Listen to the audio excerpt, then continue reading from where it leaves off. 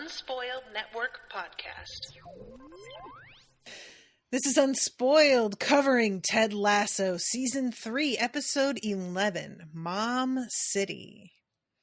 In this episode, Ted's mom just rolls on up and waits for him to notice in a real odd fashion. And then we've got Jamie's mom, who is a MILF. Welcome to Unspoiled.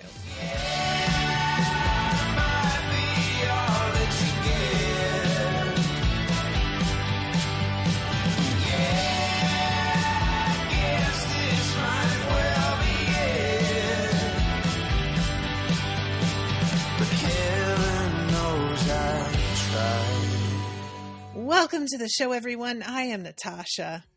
I'm Rashawn. We got a lot of baggage this episode. Yeah, we do. Oh, boy. Mm-hmm. Oh, I don't like... So, normally I want to, jump into one particular character's deal, but I feel like just going step by step here is probably the best bet. There's the way that it starts. Ted is walking down the street doing his usual morning greeting, and there's a real sense of well-being, and everybody is his friend because Richmond's winning, and he's just effervescent here. He passes by a woman named Ms. Barnaby, who is in gold sequins and she's carrying her shoes. It's a real walk of shame kind of vibe. This is real the morning after type shit. And she's got a fur stole, and he says rough morning, and she says, Ted, if it's not rough, it isn't fun. Right. And he's encouraging, but then when he walks away, he just goes, ugh, boy. And then he's passing. Go ahead. Oh, no, I was just going to say there was a moment in another TV show, another Bill Lawrence show, who is an executive producer here, called Cougar Town. And Cougar Town was the show with Courtney Cox. And in the first season or two, they ended up straying away from it. But the first season or two, they had a character with a similar energy that made a lot of appearances. And she was basically like an older woman, TM, oversexed TM, and that was the joke, right? And I binged the show. I never watched it when it was in real time, and so I'm watching the show, and I see this character, and blah blah blah. It's supposed to be funny, and then they mentioned how old this character was, and she was my age. And that was a real come to Jesus moment for your girl on a couch watching the show. Because it was this supposed to be middle-aged, older woman who's still fucking, and it's a joke, because she's old now. And I was well, goddamn. And so this character, this woman is much older than I am, but it was the same sort of type of joke of a middle-aged woman who's supposed to be past her prime, but she's still getting it in, and that's why it's funny. Yeah, very kind of disappointing that he reacts the way he does, because at first I was enjoying him being rare, but then the way he shudders when he turns away, I was like, oh, well, that just fucking ruined it. Yeah. And he passes a woman who's sitting next to the phone booth and just says good morning, and she says good morning without any sort of inflection, really. And he stops and backs up and looks at her and says, Mom? And it turns out, we find out she's been here in the country a whole for week. Over a week. Hanging out at a hostel with some really, some Australians who were getting it in, apparently. Too much. Overdoing it. Oversexed. Again. Is the oversexed Australian a trope? I feel like it could be a trope. I think it might be. I feel like this is a joke I don't get because I'm not an international traveler, but it feels on brand, so I wasn't that mad about it. But to be honest, you guys, they could have literally thrown any nationality into that line, and it would have all hit the same. She could have said it was filled with German tourists, and I'd have been like, oh, okay. But Yeah, this, like, the whole vibe here is so off, and it's so frustrating because, like, pretty much the whole episode up until the final moment in the kitchen where they really talk, Mm-hmm. it's the theme is she is Ted. Like, Yep. she has his energy 100%, and he And cannot fucking stand it. He cannot take it. So I want to say, now that we're pretty much at the end, we have one more episode now. I have been purposefully trying my best, at least, to keep my overall opinion of the season in check because I didn't want to influence you. Mm-hmm. Right? So this season for me, I love this episode. I love this episode so much. But the season for me, when I was watching it, when it aired, I had a really hard time with this season. I was legit mad at the end of several episodes. The tension of feeling like you guys aren't hitting the notes I wanted you to hit if this is going to be your last season. I had a lot of difficulty with the pacing. Okay. I felt like a lot of stuff was left off screen that I wanted to see on screen, you know? But as individual episodes, you know, some I enjoyed more than others. This one I really, really enjoyed. But I had this feeling at the end of every episode of being like, there's not enough time. You guys aren't telling the story I want to see. You're running out of time. You're running out of time. And I had to go back and rewatch I rewatched all the seasons. But of course, yeah. I didn't appreciate this season until I had watched it 2 or 3 times because I had so many expectations and things didn't pan out the way and how I wanted them to, you know? So, and then I saw you mentioned you had some frustrations as well with how the season was going so far. And now that we're towards the end of the coverage, I feel like it's okay for me to be like, you are not alone in those feelings. And they were pretty, like, there was a lot of consensus around some of that same tension that you're experiencing now as you're watching it, where fans, a lot of us were just like, what are we doing? It's like, and it's interesting because, you know, you said there were stories like you wanted to be told in a certain way or things you wanted to see. And I will be honest, I didn't have like specific expectations in a definite way. Right. But, and I really went into the season, like up until probably episode 6, I was very much like, I'm loving this. I didn't have any issues until like the past 3 was when I started to really be like, what are you doing? And it's really wild how they can be the longest episodes so far and feel like they're doing the least in terms of, it's like they're doing the most because they're jumping too far without us seeing stuff happen. So they're doing too much, but they're also not doing enough because they're spreading themselves so thin in so many directions that there's not anything really satisfying to, like, you know, dig your teeth into.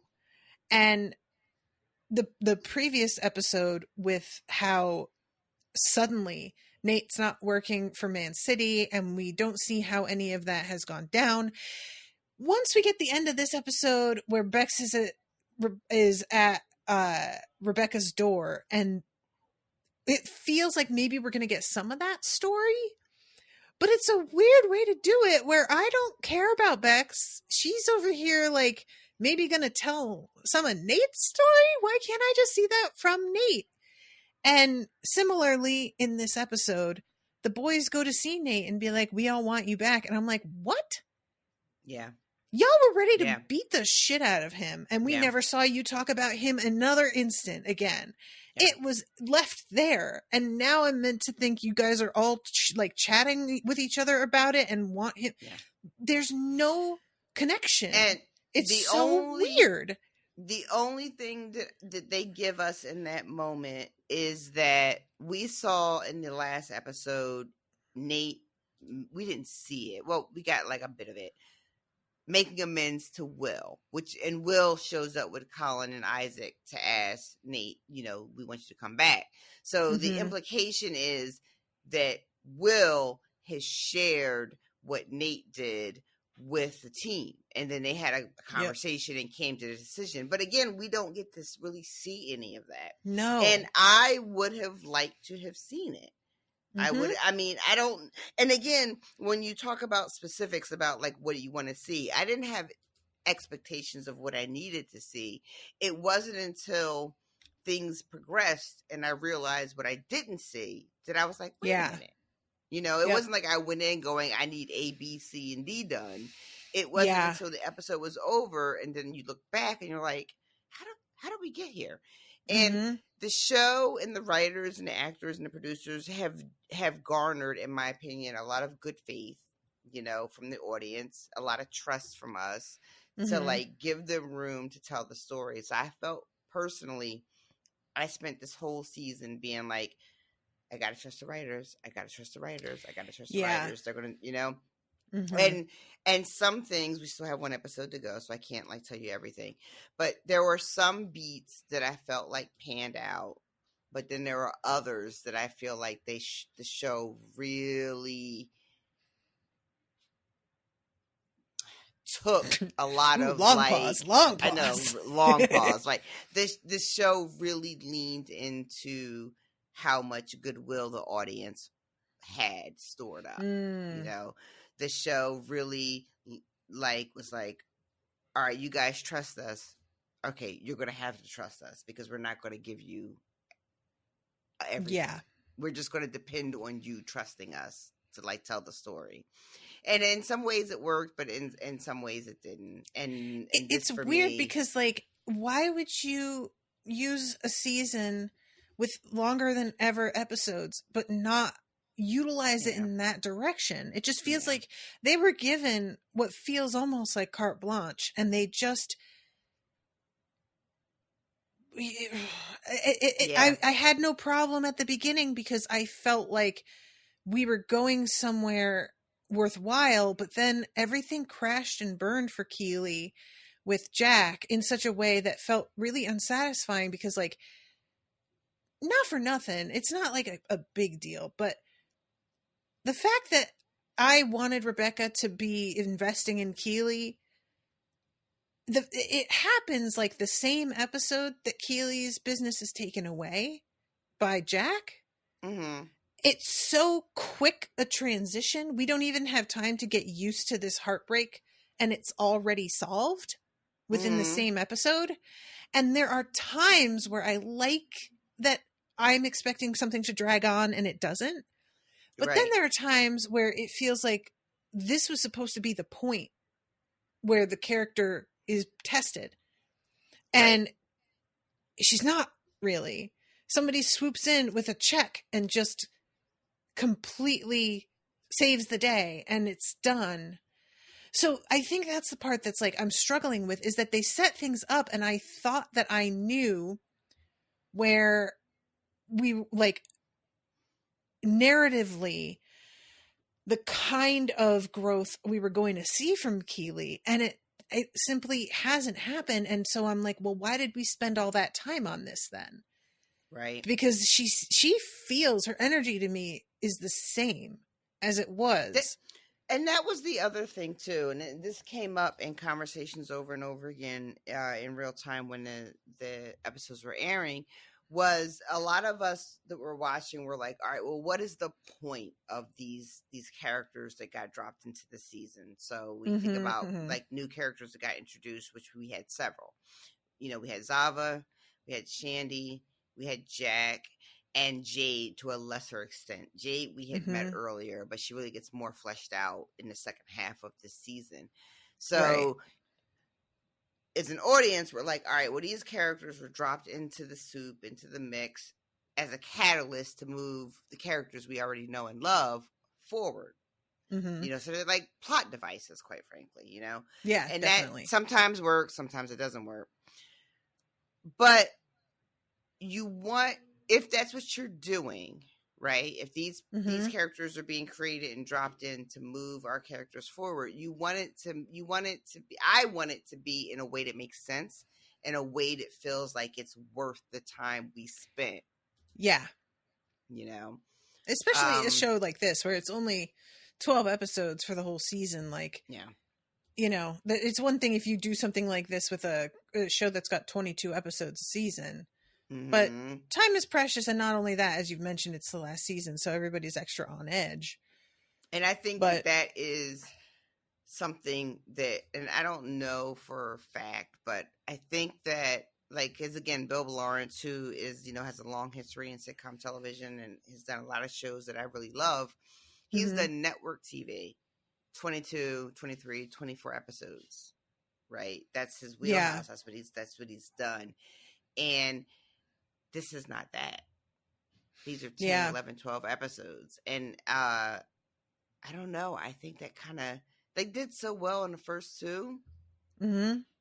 But I think that this got, I don't know. It was a lot they wanted to do, and they didn't have as much time to do everything as I think they may have thought they had. Yeah, it's sort of like, because we've experienced this in a lot of stuff that we cover with, like, novels, where there's a series, and as time goes on, the books get longer and longer because the characters, the writer and the audience are all getting to know the characters better and kind of wanting to know more about them.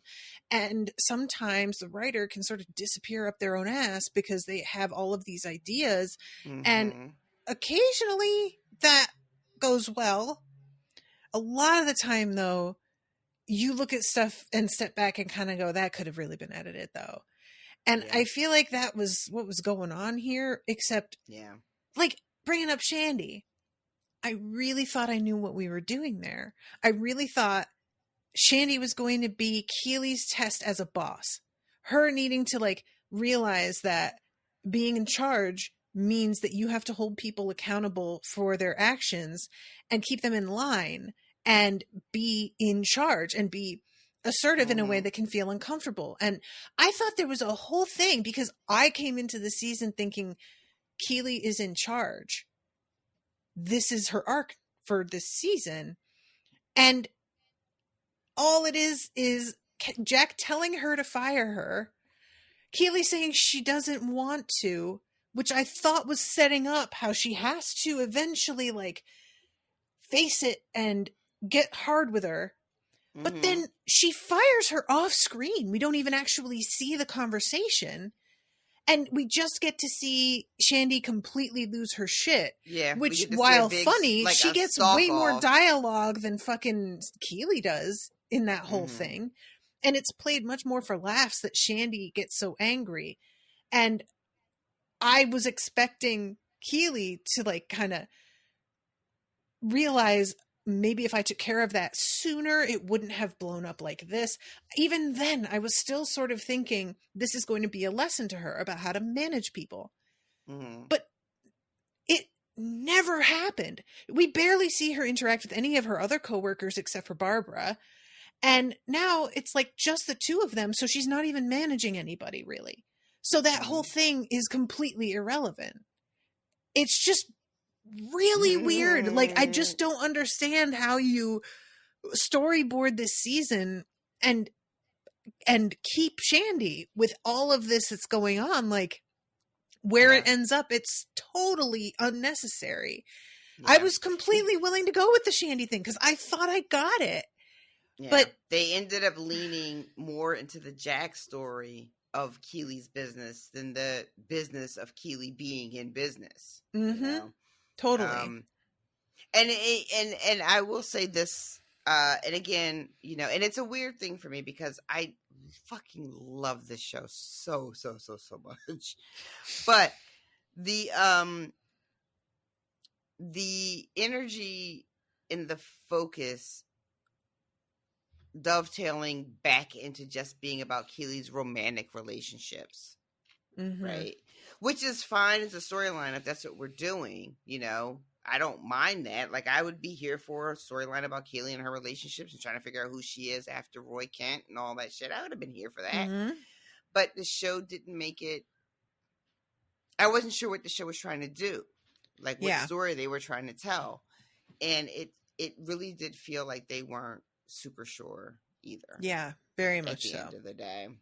Mm-hmm. Yeah, but and I mean, you remember how much I was theorizing about Barbara's role in all of this and the way she felt about Keely being able to swan in and have whatever she wanted. And I had a whole narrative in my head about the shit that Barbara had to take from this company and the way that this was humiliating her. And we haven't explored any of that at all. It's basically been like Barbara resigned because probably she was put in a shitty position. Probably. We don't know. Do we find out about any of that from her? No. She was a character I wanted so much more of, that I was fascinated by, because I felt like this is exactly what Keely needs, is somebody who's very serious to sort of like get her more in the headspace she needs to be in, and who comes off really difficult to work with at first, but then you begin to realize you got to be this way sometimes at least. And none of that. And it feels like the show wanted to do that because that's they what I'm kept saying. Her and brought her back. Yeah, so they wanted that to be the thing. Ended up there, but didn't like show us how we get there. And if Keely were still managing people, I would still be like, maybe even in the last episode. But she doesn't have anybody like working for her anymore except Barbara. So that doesn't really. That can't happen now. And like as an audience, we can fill in because they leave us so much gray space, so we can just fill in the blanks with whatever we want it to be. But that's not the same as giving us a show that's telling, that's actually giving us that. It's leaving a lot of room for the audience to connect dots. And I have a lot of patience for that, and I'm willing to do that in service of a show that I love. So I want to like make it make sense, Yeah. But with like a certain amount of objectivity, I have to just face the facts that the show really didn't paint do that the work. Picture. Didn't really do the work. Yeah. This is something that I've realized is like a real giveaway when this happened today in the Sookie Stackhouse episode that I was recording with Miles, where we were sort of talking about something that Miles really thought was going to go somewhere and doesn't.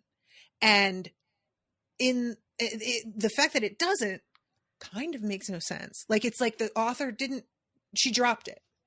And in the chat, there are all these people coming up with explanations, and it's all sounding good, but you just made that up. It's all headcanon. And once you start spinning out wild like theories, that's a sign the writing fucked up. Like, in my opinion, there are times where that's intentional. The point is that we're theorizing wildly, but you know the difference when it's happening, that sometimes it's you just like filling in because it doesn't make sense. It's a plot hole or a bad decision. And once you've got your, like, if you're binging something, it's a lot easier to live with because your brain connects those and you don't have time to examine that it's only your imagination making those dots connect. But when you stop and talk about it, you really have to face that substance isn't there. This is all fanfic. And, like, this is something that can almost be fun if something sort of is so off the wall with how much it doesn't give a shit. Like, sometimes I could get this way with Doctor Who, where I would just be like, so here's what I think is happening. And I'll just make some crazy shit up because the show doesn't care. So I get to say whatever I want is happening. And sometimes that can be the fun part. And almost what makes people enjoy a thing is that there's like a weird freedom in it. But something like this, where it's really emotional, everything is like, in the first 2 seasons, has been so purposefully driven by people's history, by their hang-ups and baggage, by their friendships and their desires. For this season to leave so much out, like off the page, off the screen, after putting in so much to making us like conscious of all of that to begin with, it almost feels like it's trying to get away with something after setting a standard. Mm-hmm. You know? Yeah. And I don't know, maybe they set themselves up too high. Maybe it was just like, yeah, they didn't I don't really know how to do, because the energy that I really get from the show is that we're in Ted Lasso land. And so we are pretty determined that we want to give everybody as happy an ending as we can. And sometimes maybe with the direction things were going, if you really pursued that, you can't give them a happy ending. Can't get to the happy ending. Not in the time that they have allotted. Exactly.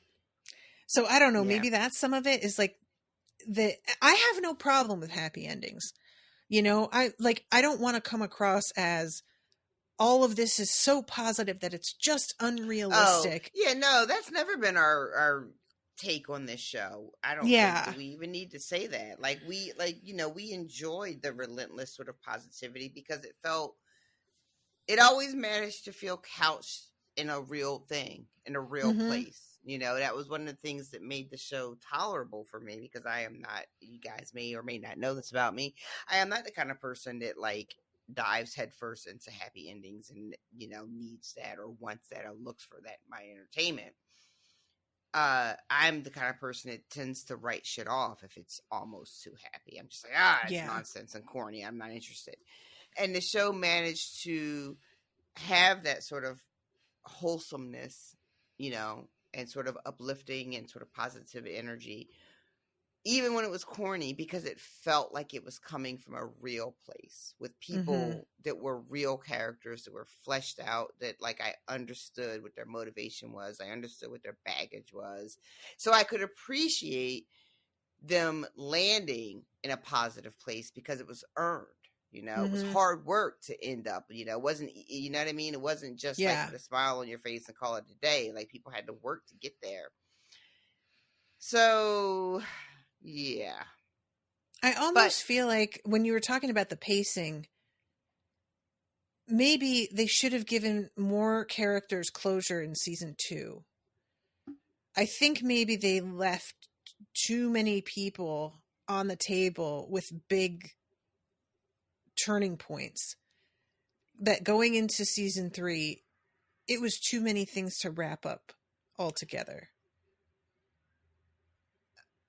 I only partially disagree with that. The part I disagree with is that we really only had like big turning points at the end of season 2. Really was Ted and Nate. Rupert kind of like also, but like a little bit back, like set back, right? Because Rupert's the main character, but he's not like one of our characters, you know what I mean? He's just like kind of like lurking around, causing problems.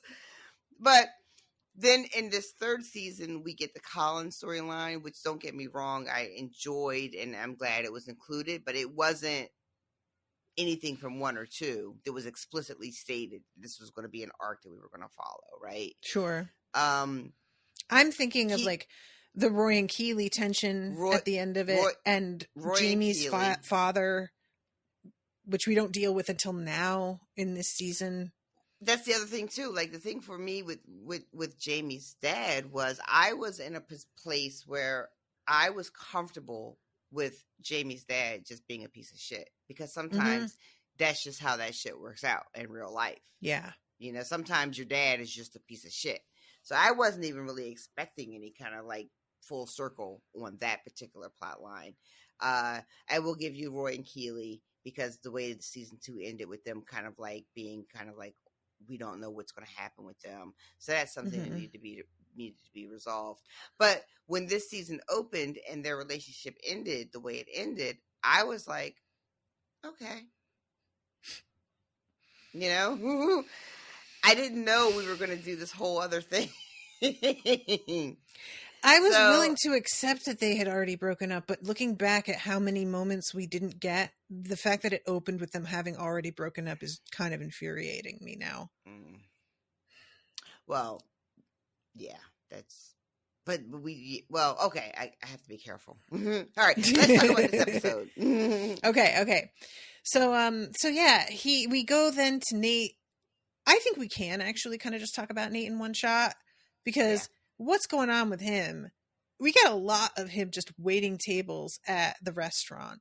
Yeah, and he's a trying to waiter now. manage, and he's like good at it, but also, sir, this is not where you need to be applying those skills. Like, listen, there was a couple of things with this storyline that I thought were really, really funny. So one, I have to, like I've already said how much I love Jade. I didn't know I was going to love her this much.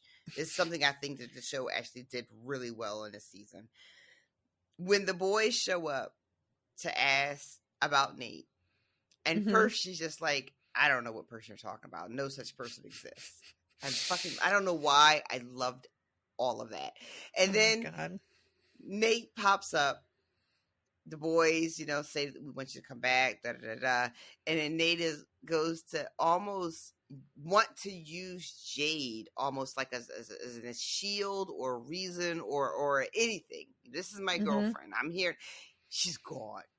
Yeah, that is not what I do. I'm not here to be your anything. You're not going to use anything. I'm not part of this. I love that so much. She's just like in the corner listening. I am not here to entertain this fucking fantasy that you've built up about how I'm just a simple man who only needs to do a little thing with this little restaurant. Get the fuck out of here, dude. You're obsessively glued to the television. I'm super happy here with my girlfriend. I don't need to do this other thing. I'm happy here. And she's like, yeah, no, you're not going to use me as a prop in this particular fantasy that you're playing here, sir. I'm not going to be a part of that. And she's just kind of listening in the corner. And then when Derek goes to fire him, and he is so coked out. Oh my god! Like his jaw is moving. When he's like doing the jaw thing, I was just like, "Yo, dude, you need to get it together." And he has like the little dish that he was doing lines off of that he puts in a drawer when Nate comes and sit down. Fucking representation in media. This is the fucking food industry, ladies and gentlemen. It really is. I still have to watch The Bear. I'm sure that they don't shy away from this sort of shit in that. The Bear. You haven't watched it at all? No, none of it yet. Oh, it's so good. I know. I've heard. Oh, it's so good. I trust everybody I've heard it from. There are all sources that I trust. And I am very interested, but also worried, because I have still nightmares that I'm in the weeds, like to this day. You will be so triggered, especially this one particular episode in the first season. But yeah, you will be hella triggered. I also have stress dreams, like from waiting tables 20 years ago, where you're just the only person on the floor. All your tables are filled. There's nobody else helping you. Food's backed up in the kitchen. Everybody's yelling at you, and you're having a meltdown. Yeah, and I haven't waited tables in 20 years. God, I really hated that fucking job so bad. I worked in the kitchen and I worked at the front, and both sucked 1,000 balls. I can't even decide which was the worst. It was all so terrible. I saw a meme that popped up, and it was like, what's the craziest thing you ever threw at somebody? And I was just like that. I have one is like a food order that I threw at a chef, and then I threw a laptop at Steven's head one time. An old IBM ThinkPad, one of those real big, thick, heavy ones from like 1999, 2000. Like damn. Bricks. I winged that shit right at his head. I was so mad. I almost oh my god. Off. Yeah, I did that shit right at his head. This, like, the only, no, oh my god, I can't believe I was about to fucking lie like that, because I've told that story on the show. The sheet pan, I definitely threw, because it was an asshole chef who told me to go get him a sheet pan. So I had the excuse of just like Frisbee winging it at his head and going, there you go. And I think I quit at that moment, or like the next day. And then the other one was like a half hotel pan full of solidified gelatin that we would like cut into sections and melt for pies and stuff. And I was like, This fucking head chef who, by the way, like never cooked. I don't even know that he could. It was sort of a running joke that everybody was like, I think that he doesn't know how, actually. But he jumped down my throat because we didn't have enough desserts for the evening, even though I was not responsible for the making of the desserts. I came in after the kitchen staff left that day. So the kitchen cooked and I was doing the service for their plated desserts. That's all I did. But when we ran out, he lost his shit on me. And he was somebody who had already been so fucking insufferable. And that hotel pan was heavy. Like, gelatin is heavy. And yeah, I just chucked and said, suck my cock, and walked out. And that was my final moment at that place. And that was the same place where I came back in the next day to get my check, because payday was the very next day. And he saw me and gave me this smug look because he really thought I was here to beg for my job back. And when I just asked for my check, he looked totally floored. And at the time, I didn't get why he looked so surprised, because I thought it was very clear I was not interested in coming back. But when I like got in my car and started thinking about it, I was like, oh my God, he thought I was going to fucking try to apologize. Oh my God, sweetie, no. That's not what's happening here. You have misread this entire situation. Completely. Anyway, so the boys come, they tell Nate that they'd like him to come back, and Nate gets really excited, and he's like, oh, did Ted send you? And they're like, yeah, no, Ted doesn't know we're here. We wanted to ask you first. And you see Nate get like visibly sort of like dejected. You know, once he realizes that Ted is not behind this. And he tells the boys, no, I don't think I can come back. Like, it's just, that's not going to work. And then Isaac is like, all right, well, that sucks, but give us 75 kebabs to go. And then when Nate is like, well, what do you want? And they're like, they haven't considered what they want. And so he just says kebabs, like that's right in itself the thing. So Nate is like, all right, well, I'll give you 25, you know, of each thing. And they're all like, oh, soup, that's why you're the great. Like, you know, like it's the most basic shit, and they're all super impressed. And then we have later on Jade coming to Nate's apartment, and her being like, you know, you need to go back to coaching. And Nate just kind of being like, yeah, it ended really poorly. I don't think I can go back there. And then later on, we see because Nate is watching the game while he's working, and we cut to him writing a 60-page apology letter. I cannot. He says, I'm looking for a few cuts. Down. Like, it's not even like, I know I have to get it down to a reasonable 2 pages. It's like, I'm hoping to get it to 55 pages. Right. And that's really as tight as it's going to be able to be. He's like a writer for this season. And it's weird to like just do the Nate character, but we also have a moment with Ted, because Higgins comes and tells the coaches that a little bird has told him that, you know, some people have asked Nate to come back. So Ted sort of takes the temperature and asks the coaches, what do they think? Roy is like, I don't give a fuck. He can come back. He's so much better at the shit that I suck at. It would be awesome to have him. Ted is on board with having him come back. And then it goes to Beard. Beard is not on board. I will burn this whole place to the fucking ground. I love Beard's energy, because like who amongst us at the end of last season wasn't feeling that exact same vibe, and now it's just like, oh, Beard, God, where's your kindness? Exactly. All of a sudden, everybody has like switched, and we're all sitting here like assholes. Like, when did we all decide it was okay? And so we have later in the episode, Ted does this thing where he shows Beard some more footage of Nate the night that he rips the sign, which we had seen earlier in the season, right? Where he shows the team, Nate coming in and ripping the Believe sign.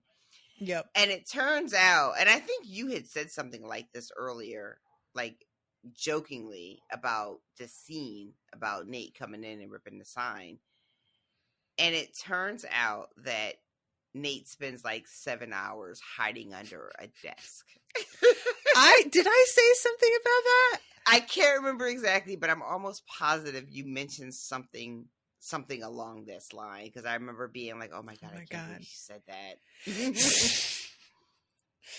So I mean, it really tracks with how he was trying to do all this on a rolling chair that he kept falling off of. Like, I think that's exactly what you said about him getting on in the clip that we see earlier in the season, where he's on this chair and it's all wobbly, and you made like kind of a joke about how like difficult it would be to be on that rolling chair and get the sign.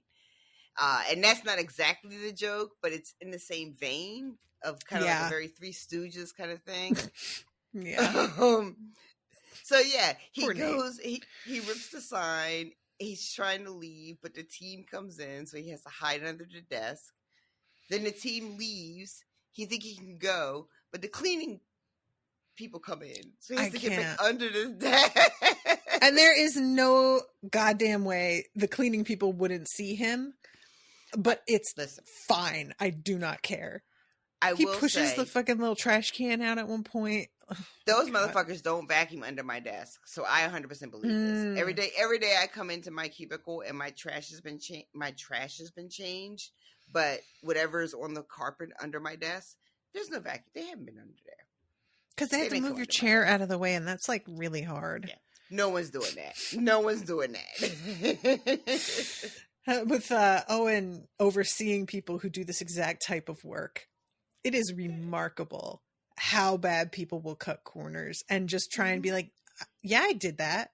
And it's like, I can literally see the same little like dinosaur shaped confetti piece sitting at the exact same corner of this carpet that was there 2 weeks ago. Don't lie to my fucking face. Our custodial staff has been so fucking raggedy. There was a whole ass like welding gun left outside of the women's bathroom. Why are they using those? That's the custodial staff using welding guns? On my cubicle, there was like 2 different cleaning bottles and a rag left, where like somebody had been cleaning and got called away and just never came back. Oh boy. I really like the idea that somebody is falsely representing these offices as their like welding class offices, and like after you guys all leave, they usher in like night school for learning trades. I went and told somebody, I was like, and I don't like do that, but even I was like, you can't just leave this fucking piece of shit. Like, and I went and told somebody, I was like, hey, I don't know if you know, but there's a whole ass like fucking welding gun just like chilling.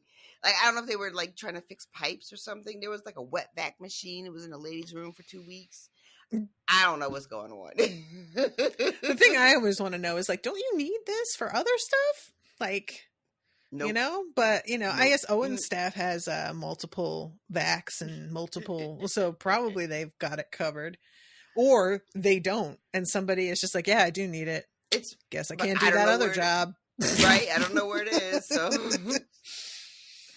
But yeah, so Ted shows Beard this video of Nate just having a real hard time, and gives Beard this kind of second chances when, you know, everybody, you know, maybe we should give them out, blah blah blah blah. And we can tell as an audience that this is like significant, but we don't know exactly why.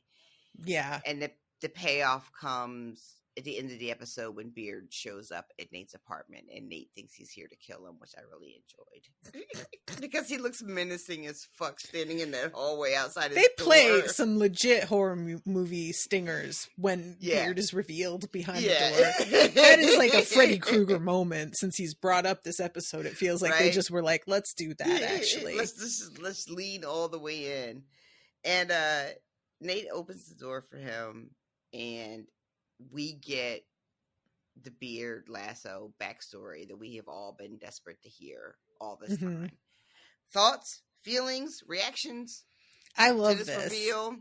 It's It's especially good, right? like the kind of thing where I'm like, I should have known, because Beard is such a fucking lunatic in the way he lives his whole life, that I should have realized they were friends due to him being a disaster. Right. Like, that's a friendship whose soil is hot mess, and that's where it was planted and flourished. And I love yeah. this. So I love this performance from Brendan Hunt. I love the story. I love the fucking Nate is like, oh, it's like Les Mis, and then later when he asked what he did, he's like, I stole a loaf of meth. So good. I'm so glad he even said that, like, Les Mis, because I was thinking, like, are they just doing Les Mis? And then it was directly addressed, and I was like, all right, thank you, appreciate it. And those are like the moments where the show really, like, you're like, okay, show, that's what we love you. But yeah, we get the story that Beard and Ted were both backups on a college football team. They never played, but they became good friends. And then they, their lives go in separate directions. And then we don't get the details, but we find out that Beard ends up in prison. Mm-hmm. And when he's released, he doesn't have anywhere to go. He stole a loaf of meth to feed his family. Oh God, that shit! I laughed so goddamn hard. So that was so good. That was so good. But he's like, yes, our lives do mirror Les Mis. That is accurate. But calls Ted because he has nowhere else to go, and Ted, being Ted, says, "You can come stay with me and my wife." And then Beard takes them up on their offer and repays them by stealing Ted's car because he's a degenerate. Hate to see it. And Ted doesn't press charges, lies to the cops that Beard had his permission, and gives him a second chance. And that is how Beard's life got turned around. Mm-hmm. And he forgives Nate and gives him the same grace that he was given. And this delivery again is just so spectacular. The little single Denzel tear, it's so good. Yeah, he's got such an intense look. He's got doesn't blink. He's got real like shark-like eyes. Yeah. There's like they're all one color to a point that's almost spooky. Yeah. I don't know. He could play a serial killer pretty convincingly, I feel. And yeah, agreed. It's like it's so intense. His eyes are so wide. He barely blinks. He's got the the teary eyes of one teardrop. And Nate is like, do you want to headbutt me? Maybe it'll make us both feel better. And he turns his head around and leans in and gives him the most gentle head boop. Yeah. And hug. Like he's a kitten. And I sobbing mess. Aww. Just it really did. It got me. I'm easy when it comes to shit like this. I really love Jade just like peering in from the other room and just being like, there we go. Okay, finally. Yeah. So I was sort of wondering when he leaves her with his letter, I was like, is she just going to light that up? Is she just going to pull a match out? Because I love that she's got the red pen in her hand, like she's about to go at that shit. Line by line, baby. Yeah. So, okay. There's one joke that I have to, because when Ted says something about bringing Nate back, Higgins says, I believe in second chances. It's the reason I'm still married and why my sons are all still alive. And that was such a good joke. And also, I had forgotten and I wanted to mention, I hate to break it to you, Rebecca, but those children are dead. Oh my God, that fucking Willy Wonka shit. Yeah. Did we not talk about that? Oh, no, we God, did not. That was so good. He is so dead serious. He tells her, he says something like, if some whimsical man shows up, I need you to get out of there right now. Yep. The way he says those children are dead, it's like It's like he's telling her about a headline he saw that she's not updated on. Just like, well, I'm really sorry to inform you, but the casualties are now up to 57. I hate to be the one. That was just such a good delivery. It really was. Those children are dead, Rebecca. So, all right, let's talk about like Ted in. I feel like we can go across Ted as well, because his mother is a delight, but she does the same things that Ted does, and it's really fascinating to see somebody who is so similar hate what that person is like. And I mean, this is human nature. Always. You know? This is always the way it goes. And what we get is a lovely moment later with Beard when she's like, so how's Ted? And he's like, well, you know, he's Ted. And she says, always worrying about other people and never himself. And Beard says, yeah. So how are you doing, Dottie? Oh, don't you worry about me. You guys got more important things to be worried about. I love Listen to yourself. When Ted brings her in to meet everybody at Richmond, there's a wonderful moment. He brings her into Rebecca's office and is introducing her to Rebecca, and just her whole energy, right? Everything about Ted's mom. And she speaks, and Rebecca's like, oh my God, you're Ted's mom. Like, she can see it, like, immediately.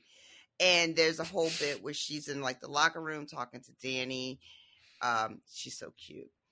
And she's telling all these, like, great little stories. Coach Lasso's new bodyguard. Please keep your hands where I can see them. That's how they're introduced. It's so good. And everything she's telling everybody about Ted, all these cute little stories. Ted is, like, fact-checking in the background. Mm-hmm. I wasn't 12, I was 15. You know, the only reason the cops pulled us over is because so-and-so was making gang signs, you know. It didn't dance at Bruce Springsteen. It was a cover band at a bar mitzvah, you know. He everything she's doing, he is in the background just being like, that's not how it was. She's exaggerating. It wasn't, you know. And he is so angry. He has so much resentment, like barely contained. I don't know if he thinks he's doing a good job containing it, because he's not.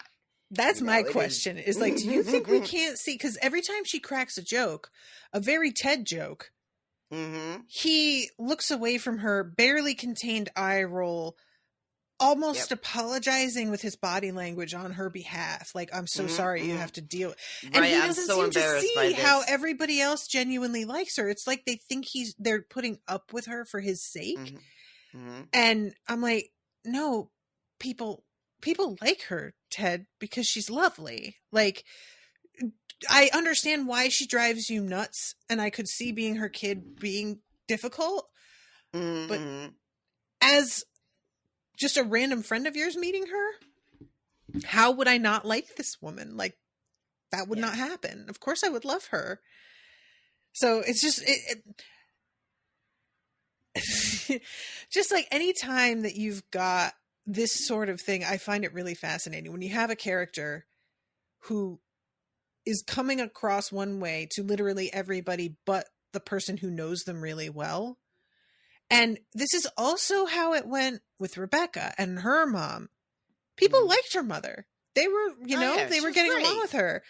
But Rebecca was like so frustrated with her very immediately over very minor things, because she was prepared already for everything to go in the direction it always goes in. So she just would assume the worst out of the gate. And which to a degree, like, that's self-defense, you know? Yeah. When you've had somebody in your life who always pulls the same shit, you just got to be ready for it, you know? But it's interesting to see it with Ted, because with Rebecca, she's so different from her mother that I was willing to put some of that down. So she just doesn't understand her. And with Ted, they are so alike that it's much more jarring how irritated he gets, you know? Oh, really? Yeah. Yeah. I remember being just like, oh, he's going to hate everything about the way she behaves because they're so similar, which is generally, my experience. when people are, especially parents and children, but it can be siblings, it can be friends, it can be coworkers, but when you are so similar that everything about that person like almost triggers you and you don't even realize that you do the same stuff, you know? Mm-hmm, I don't want mm-hmm. to name no names, but I, have some experience in that. I don't know what you mean. I am completely free and independent of any influence from my parents of any kind.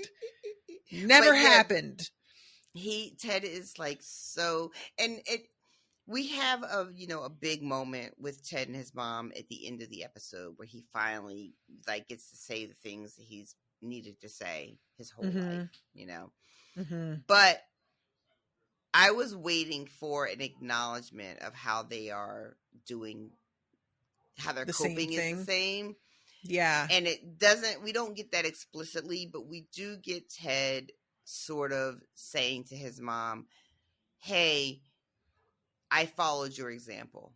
And your example was, let's pretend that there's nothing wrong. Mm-hmm. And that wasn't okay. And I don't know. I just, maybe it's like wish fulfillment, but I really, really was glad that he got that out, that he was able to say those words, because that can be a really difficult thing, confronting your parent, especially in Ted's case. This is the only parent that's left because we have a father who committed suicide and checked out. So if you are a child of, say, divorce or whatever, and you have the parent that stayed behind and then the parent that left, sometimes the parent that stays has the bigger burden to bear, because we expect more from them because they're the one who stayed. And I really appreciated Ted getting an opportunity to say the things that he's needed to say for a long time. Yeah. And the thing that's so tough is, like, her husband committed suicide, and dealing with suicide is so incredibly traumatic and upsetting and an alien landscape for so many of us that it's understandable fucking that up as a parent. Like, you could so easily fuck that up with just yourself. Absolutely. That having to steer a child who may not fully understand what's even happening. Like, Ted was old enough. It wasn't like she had to explain death to him or anything. But nevertheless, I have a lot of sympathy for a parent attempting that. Yeah, like, that's it's fucking riddled with potholes. Like, yikes. It's like worst case scenario. No one is going to navigate that well. It's like, no. And she even says, like, I did the best I could. I did what I knew how to do at the time. I don't want to make it sound like I would know how to do better in that situation, or any of us would. It's like unimaginable. But as unimaginable as it is, and as unfair as it was, and all that shit, the reality is you still have a kid that grew up in that and didn't know how to navigate it, and weren't given the tools to deal with it, and have been like trying to compensate the best they could, which in Ted's case is this sort of relentless positivity, not acknowledging negative feelings. And that's unsustainable, and you're gonna snap, which is what we've been seeing him struggle with these 3 seasons. I don't know, like, again, love this episode. Did the season, bear out in all the ways I wanted? No. But did so many of these individual episodes really hit me? Yeah, they really did. I love to. There's a moment, this is so brief, but when they go to Man City, he texts his mom to check in on how she's doing, and she says something like, oh, I wish I had come to the game, and he gets so, like, frustrated. Yeah. And I don't, that sort of, that tension between, well, I said you could come. You were more than welcome to come. You chose not to come, and now I'm here, and I'm checking on you, and you're like, oh, I wish I had come. Like, the fuck? It's just like such a mom thing. There's a moment where she asks him if he's still having those episodes, and I was really interested because at first I wasn't really sure about the way he reacted to her asking. And it seemed like, I was like, is he going to get mad at her for bringing it up or what? Because she brings him clippings from home, and the one on top is about the panic attacks. So I'm just like, why did you do that? Yeah. But then it's like, he's sort of maybe relieved to talk about it, you know? Mhm. And then it becomes pretty clear that all she really wants is for him to say that he's not, or he is, but he's dealing with it. And that will be, I'm okay. we've addressed it and we're good. I'm good. I'm fine. Yeah. You don't have to worry about it. Yeah. Yeah. So he asks, like, he says something about going to a therapist, and she, let me guess, it's all my fault. Mhm. That is, yeah. Yeah. I'm so lucky in a lot of ways that my mom is hyper aware of not pulling that kind of shit in talking with me. Like the other day, she and I were talking, and she just said, I'm so sorry we were so fucked up, Tosh. And I was like, I mean, it wasn't that bad. And she goes, it was pretty bad, Tosh. Like, it could have been worse, but lots of things could be worse. It was pretty fucking bad, Tosh. And I was just like, that's some fucking real. I appreciate that's some real, like, yeah. A lot of people don't get that. That acknowledgement. Mm-hmm. Yeah. I've been pretty lucky too. My mom has never really pulled the whole, like, oh, you're blaming me for everything kind of thing. Mm-hmm. You know, as far as like going to therapy and stuff. So I've been pretty lucky with that. But she also has not ever like asked me exactly like what my deal is. She knows there's a deal, you know, but isn't really asked. My mom has invited me in a vague way, but I never feel like there's a point. Honestly, like, is that anything we want to do? Nobody, you wants know, to do all that. No, it's just a lot of old shit, and like, I've come to a point where I kind of get it, and I don't need to do that with you. And here you get defensive or whatever. It's fine. Yeah. But like, that TikTok that you shared in the group chat about the yes, that's our basic plan. Remember that you, for those listening who don't know what I'm talking about, I'm going to try and remember to share the link to this because it's an amazing TikTok that actually ties in with Ted Lasso really well. But the premise is basically parents are calling to make a claim on an insurance policy of interaction with their child, but they did not pay for the premium policy. And there is a point at which the person they're calling to make the claim says something about like telling there was that time in 1997 where you said that nobody would ever love them. And one of the parents, I don't remember that. I don't think that. I don't remember that. And oh God, the number of people I have heard say that they like finally did get to talk to a parent, and the parent straight up either genuinely doesn't remember or is pretending not to remember, which either I don't know what's worse, honestly. Yeah. That something that's burned into your brain was so meaningless that they forgot, or that they just won't face it and so pretend they don't know what you're talking about. But either way, that is the sort of thing that I haven't run into specifically, like in just small things. I've been like, my mom will be like, oh, I don't remember that. I'm sorry. She'll apologize anyway, even though she doesn't remember. But I've never had the straight up, like, I don't think that happened like that. And I think I'd lose my mind. I really do. I don't want to get us too off topic, but I have like some people in my family who's really, really struggle with that. I've been like, there's some big things that my mom was just like, I don't remember that, but there's not a lot of it from my childhood. It's actually weird because it's from my like later years, more recent, that you think she would remember better. But yeah, I do have some people in my family who like straight up their parents were just like, that never happened. And they're like, the fuck do you mean that never happened? It absolutely happened. And their mom or dad will just be like, I don't know what you're talking about. I don't have too much of that, thank God. But and when she reacts this way, Ted, like, no, that's not it at all. But have you ever considered talking to somebody? That's not my cup of tea. And I love my tea. And I'm like, that doesn't even make sense, Dottie. Like that. What do you even mean? And I think it doesn't make sense because you gave him a like deer in headlights look. So you are aware that was very feeble.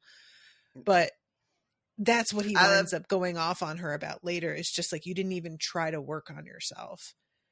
I want to just mention as a quick aside. So I didn't know this. It turns out that Ted and Dottie, like Ted is a feminine junior. Ted is like Leslie Higgins. He's a feminine junior. Yep, definitely. And there is this episode, there is with his mom being Dorothy, and then he's playing pinball.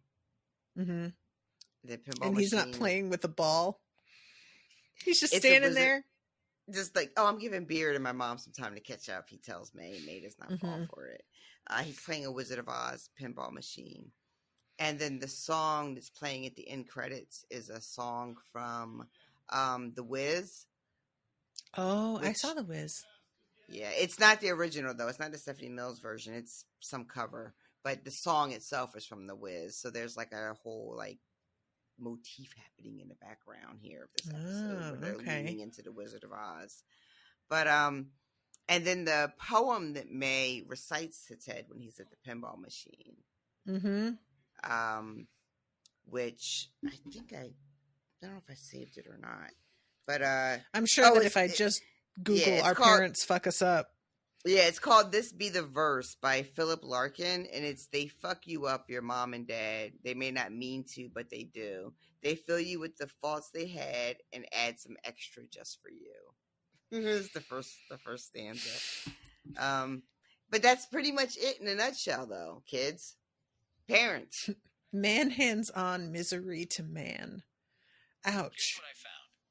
Like, here's what you found.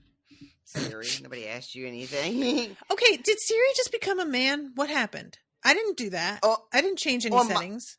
Mine did. That was my Siri. No, mine did. I'm saying. Oh, yours did I didn't too? change any settings, and it's a man now. What happened? Oh, I don't know. My Siri's a man. But was it always? I had mine set to a male voice, yeah. I just had the like default voice. And now all of a sudden it's a dude. Oh, and I tried saying, Siri, why are you a man now? And Siri did not understand the question. So I'm very like... At least Siri is not a turf. It didn't hit you back with, there's only two genders. I've always been a man. Hey, Siri, how many genders are there? Okay, I found this on the web for how many genders are there. Check it out. A lot of good you are. That was a cop-out, Siri. Very much so.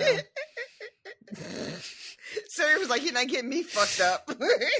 I'm sort of wondering if, like, I had read something about a person pointing out how all of these assistant apps are always women and how significant that is.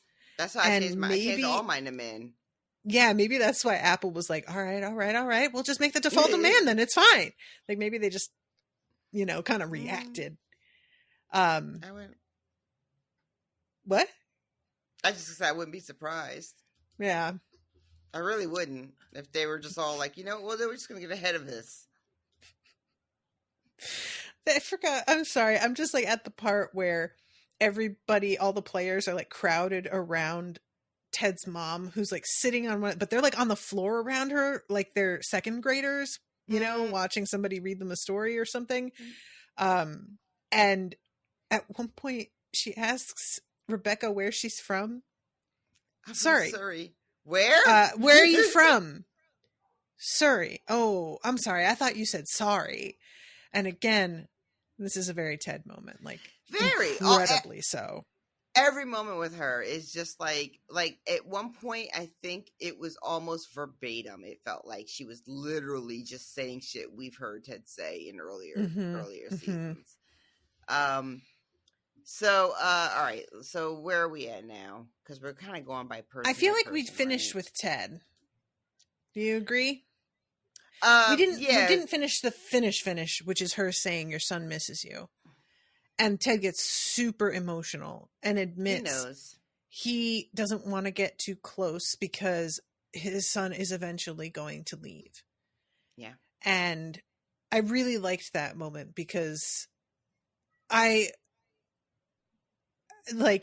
can't imagine what it must be like. Like, having these dogs is the closest I will ever get to being a parent. I am obsessed with them.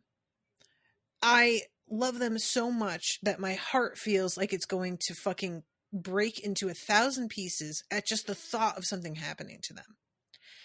If I knew that it was an inevitability, they would get old enough to probably hate me for a while, because that just happens, and then leave and mostly forget about me because they've built their own life and they have their own shit to do. And I will confess, I am not in touch with my mom as often as I should be. I just forget. If I knew that was what was in store for me with these animals that I love so dearly, I don't know how I would deal with that. I genuinely feel like that's a nightmare. Dogs are better than kids, guys. They stay until they don't, but mostly they stay. And I really, when he said that, I was suddenly like, oh my God, that's a fucking, like, I never thought of it that way.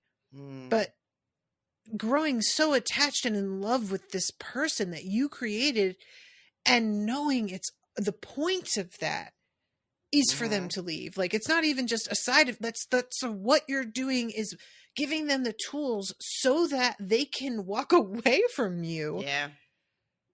Oh my God. Yeah. That's horrible. Oh. The look on his face when he's admitting to his mom and probably to himself in a real way for the first time that the distance that he has put between himself and his family, granted, on its face was about distance for the wife to figure out what she was doing, and then distance for himself to figure out what his life was going to be post-divorce.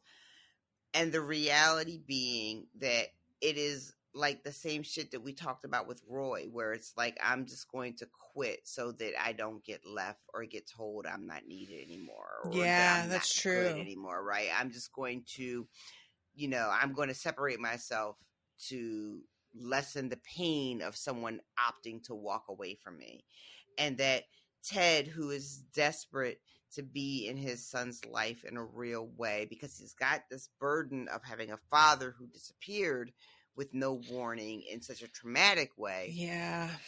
And that at the root of all this shit you thought you were doing, all these reasons you said out loud to your friends and to yourself, was bullshit.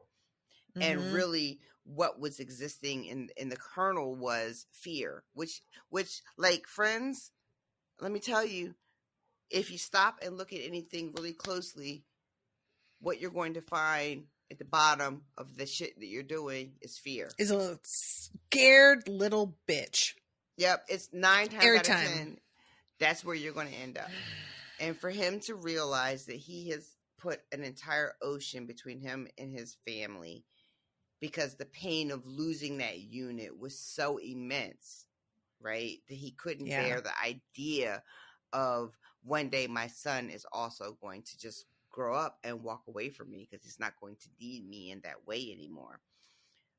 And it's easier if I'm just over here when that happens because it won't hurt so much. You know, that is a huge thing to face and name and look at, Yeah. And it takes his mom being there, not her just calling it out, but I think literally her presence, because it's forcing him to confront some other ugly shit that he really didn't want to get to that moment. And that's why the episode ends with him dropping his truth bomb on Rebecca, which is, I have to go. I'm hiding here is what I'm doing. Like, yeah, maybe I needed to be here because of what was going on with me and my wife or whatever, but I'm still here because now I'm hiding. Yeah. I don't know if you remember, but he doesn't actually get to say that. He doesn't say that? She just asks if there's a truth bomb. She says she doesn't have anything, and he says, I do. And that's the end of the episode. Shit. I think I just You did a quarrel. I did a quarrel. God damn it. Damn it. Fuck. It's all right. was I doing suspected. so- I mean, the writing was very much all over the wall. It was clear, right? Yes. I didn't really spoil you. I spoiled you. But, I mean, I was already theorizing this was likely to happen God at damn like it. the beginning of the season. So, Fuck. I'm so if you guys mad. could see Rashawn on the camera right now, she's I am writhing. So mad. Fuck. Fuck. I understand why you made that mistake, though. Like, I mean, it's right there. it cuts It's all on right the before page. he says it. So you would think that's the whole scene, but yeah. Shit. God damn it. Oh, I'm so disgusted. I'm so disgusted. Fuck. Sorry about I it. swore he said it right then. I could have swore he said it right then. Well, look, we're gonna get to it, and then he will have said it, and I missed it. I'll be wrong. Don't beat yourself up too much yet. We'll see. But yeah, so I mean, everything about this episode really is like around that, though. Even though I spoiled you, but that's really what's happening throughout this entire episode. Jamie next. Yep. So Jamie has a real weird interaction with the press. They're trying to congratulate him because he got named like MVP of like he's being given some accolades, and he is acting so fucking weird about it. He tells them that a goal should be retracted. That you should take it off the record. That wasn't even supposed to be a goal. That was supposed to be an assist. That shouldn't count. I apologize to all the children. What are you fucking talking about, man? I laughed so goddamn hard. Roy was like, all right, I think that's the entire press junket is just like, what is happening? Mm-hmm. What is happening?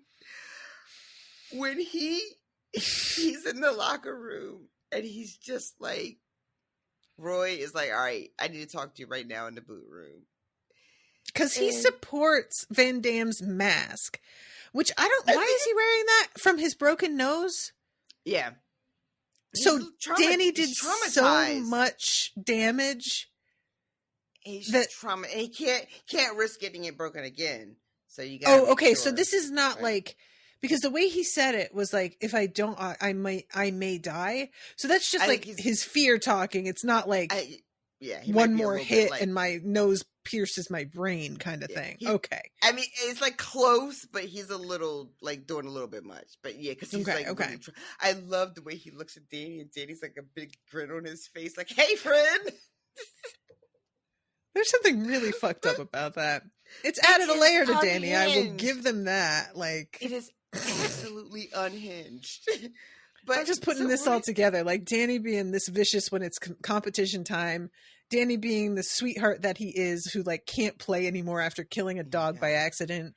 Danny waking up between two gorgeous women and it just being fucking Tuesday. He contains multitudes. As yeah, Ted this is a man living over and over. When Roy and Jamie are in the boot room, and Jamie, I feel like the guy who's pushing up the rock in the Red Bull commercial. What happened to I don't know what I never saw this commercial. You don't know it? No. Yeah, I thought the joke was going to be that he's actually talking about Sisyphus, but the only context he has is like a Red Bull commercial. Well, it's a combo, but like I thought it was going to be much more literal. Oh. You know what I mean? No, it was a actual Red Bull commercial where it's like a little cartoon stick figure of Sisyphus rolling the rock up. I guess. But what happened to me wings? And he smushes Roy's face. Oh my God, you guys, this face smush, because I'm watching right now the moment where he completely dissolves into tears, and Roy just says, "Whoa," like does not know how to react at all. And when he says what's wrong, Jamie just says, "I don't know." He like bounces around and goes in out. a circle. That's how it feels when this happens. He's shaking his hands like Ted does when he has a panic attack. Like he's that feeling, you know, I wash You just my want to hair, like get but I don't out use of conditioner anymore because what's the fucking point? It's so fucking good. I love, there's like several hair mentions in this episode, which like we talked about Jamie's hair at the beginning of the season, but like I couldn't say anything. But I loved how it comes back. Like when he's with his mom and he's like, he mumbles to her, "It's walnut mist." Mhm. Of course, But obviously, they made it look properly natural. but he says later to his mom when he's talking about what it feels like inside, but when he's having this moment in the boot room with Roy, he just is floundering, Mm-hmm. you know, and doesn't know what's going on with himself and is like legit concerned and scared. And it's like a joke and it's played for laughs, but also there's like some realness Mm-hmm. there, you know, Very much underneath so. there. And The joke is really that he is doing this with Roy. Like, that's Yep. the joke. That they've gotten Yep. to this point in their relationship where he can just completely unravel, and that's Mhm. okay. Like, it's safe to do, which is a wild turnaround. Right. And then Roy just being completely like ill-equipped to deal with this, but also his desire to want to help. Like Roy legitimately wants to help Jamie through this, not just for the Yep. sake of the team, even though that's like, you know, what we got a big game coming up, you got to get on your shit, get rid of this like soft boy bullshit you're doing. But we understand that Roy genuinely cares about Jamie's well-being at this point. Yeah. And wants to help him and doesn't know how to, which Mhm. leads him going to Keely for help. She fucks it. She fucks it good. She really does. And I love that she doesn't try to fix it either. She just sprints down the fuck out of there and then just is like, yeah, I made it much worse, actually. It's Like, you know, I did there's a terrible moment now. of kind of like, oh, wait. But it's a very feeble attempt. And Yeah. she basically just like flees. Which Your I dad'll can't be in this, really be your mad at. dad'll be in the stand watch, and he's like, "Oh fuck, I didn't even think about that yet." Oh, God. But And I had it's legit. forgotten completely that he had played for Man City and that the way that went down. Oh, So the yeah. baggage from this I wasn't getting until it was Yeah. really spelled out for me because I just forgot. Yeah. This So is that with his dad, like, yikes. Yeah, this is a monster team, right? They're very, very good. The coach, Pep, who's in this episode talking to Ted after the game and congratulating them on the win, and they get like all excited and kind of fangirl about, is Mhm. the real coach of that team, like doing like a little bit of a cameo. Yeah, But, which because I could tell because of the way they both act like he's just met Beyonce. Yeah. And I was like, that must be the real guy. I have no context and don't care. Congratulations. I'm sure that was a big moment for people who know what this is. Right. So Man City is a huge team, very, very good, that they've lost to, right? They lost to Man City in the Beard After Hours episode. It's the last time Jamie has seen his father. It was the team Jamie got booted from when he left to go do the reality show. So there's like all this back. It's his hometown also, Yeah. right? Jamie's from Manchester. There's so much on the line for this game. And it hasn't really come up for us since that episode, but we find out in this episode that Jamie hasn't talked to his dad since that locker room incident, which was a big fucking deal, you know? Yeah. And then your dad is just like gone out of your life and you haven't talked to him in a year. There's a lot going on for Jamie, and I really appreciate the show. Like this character of Jamie Tart, who when you first meet him, you know, in season 1, he's just like, oh, fucking walking, talking stereotype, you know? He's the big man on campus. He's the star player. He's an asshole. He doesn't have to like think about anything or think about anyone else. And now we have this guy who personally, like, I just want all the good things for, you know? He has turned out to be so much more than I thought this character could even be when we first meet him. You know? Agree. And the absolute joy and comfort and like safeness that he seemed to feel when he sees his mom. I just like was a pile of goo on my sofa watching. I can't even. I had like a really hard time at first. I had an instant assumption, then I turned it around, and then I realized I had been right to begin with, because when his mom comes running down the stairs, Roy stops dead and his mouth drops open. Absolutely. Yeah. And instantly I'm like, because she's fine as hell, right? But then there's so much warmth and physical affection between her and Jamie that I thought it was him being weird about that. The fact that they're so physical with each other, like he's still a little kid, which I personally have no problem with, and I can be this way with my mom. But I could see somebody like Roy, who seems so repressed, kind of thinking this is strange. So I thought it was that. And then when he tries to go in for another hug from her at the end, and I was like, okay, no, it was what I thought it was the first time. It was. He tells her he loves her as they're saying goodnight. Yep.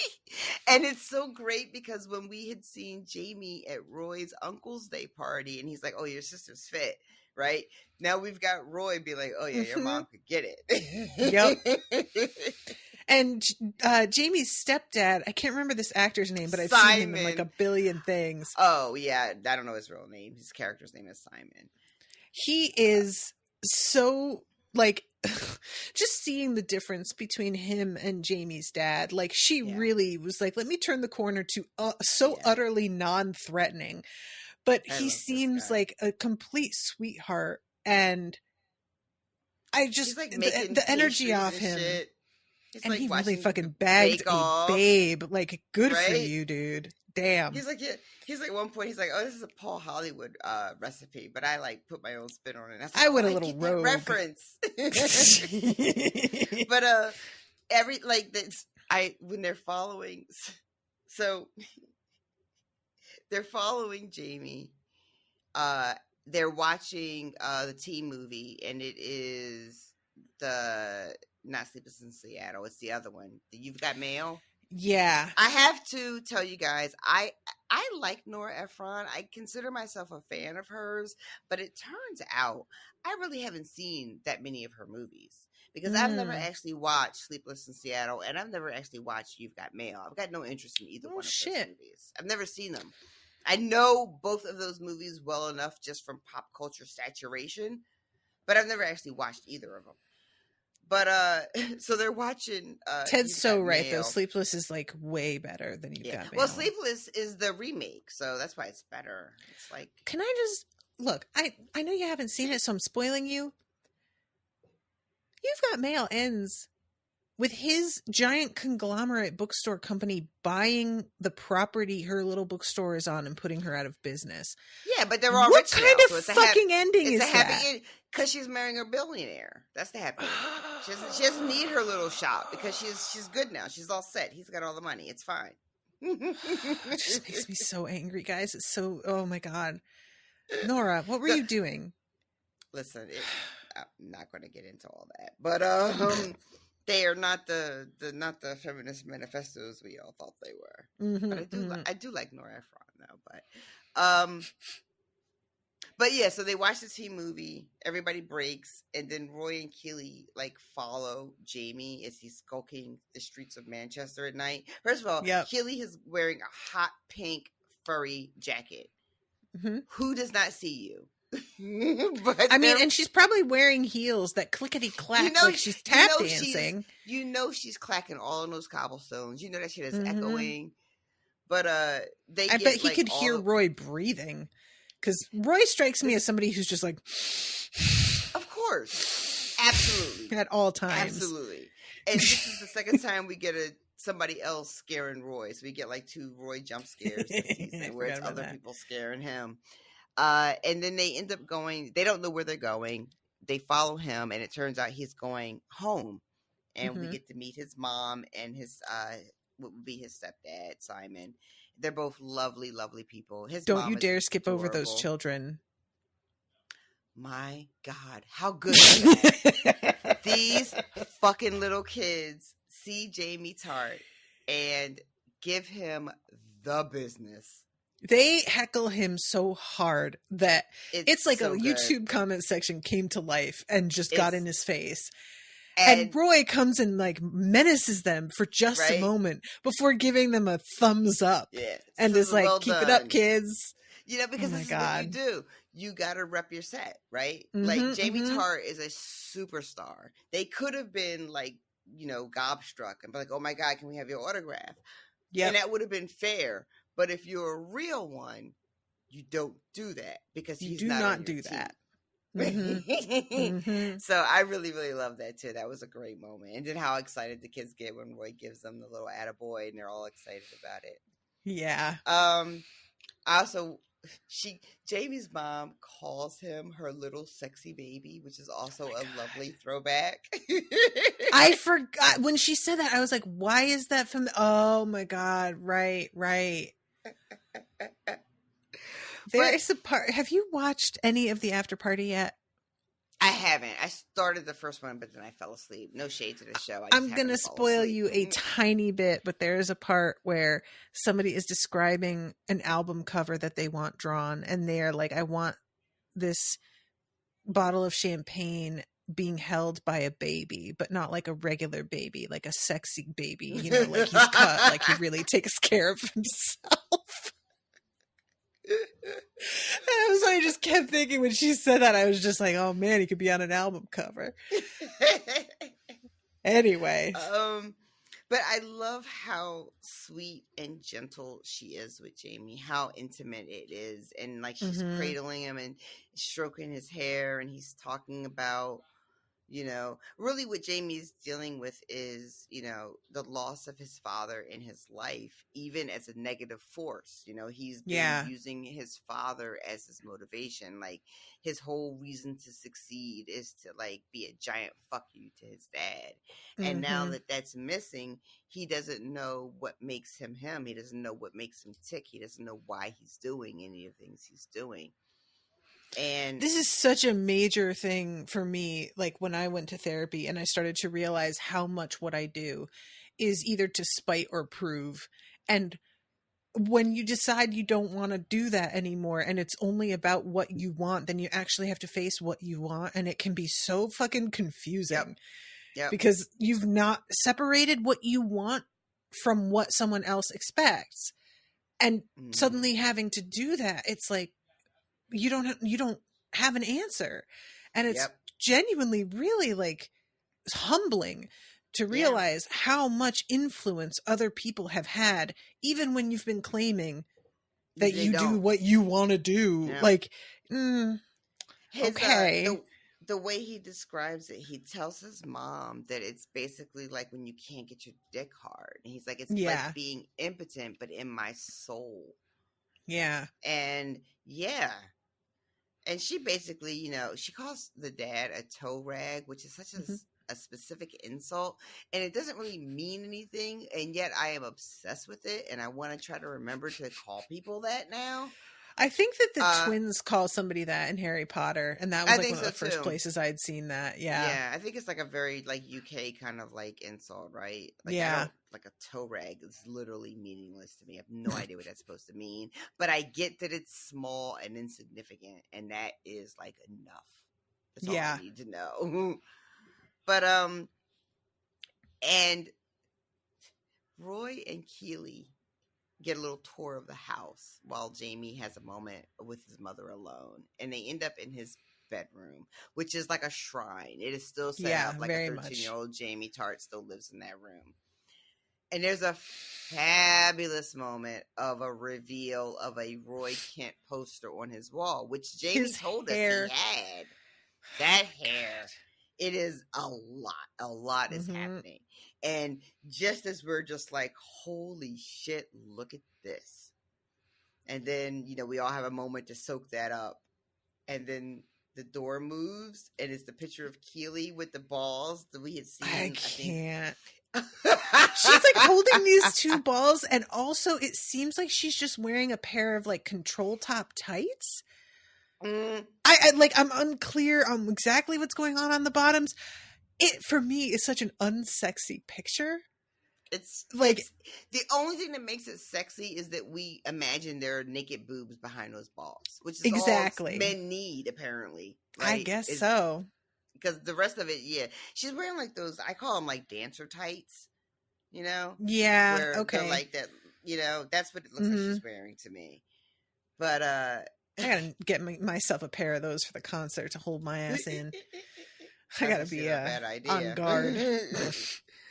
But and then we have Roy and Keely like hanging out in Jamie's room and acknowledging like how bizarre this is for the two of them to be like in his room, the two of them together, both genuinely concerned about Jamie's well-being and wanting the best for him. And Roy takes this moment to tell Keely that basically he wants to like get back together. He's not satisfied with just being friends. Yeah. So we know in the last episode, you know, we had seen them together and it, you know, we weren't sure what exactly that meant. Like, are they a couple or not? Mm-hmm. So this episode, we see that they say a couple times during the course of the episode. I think there's a moment when they're watching a movie too, where Danny turns around and he's like, "It's so good to see you both, like Roy and Keely together." And they're like, "No, we're just friends."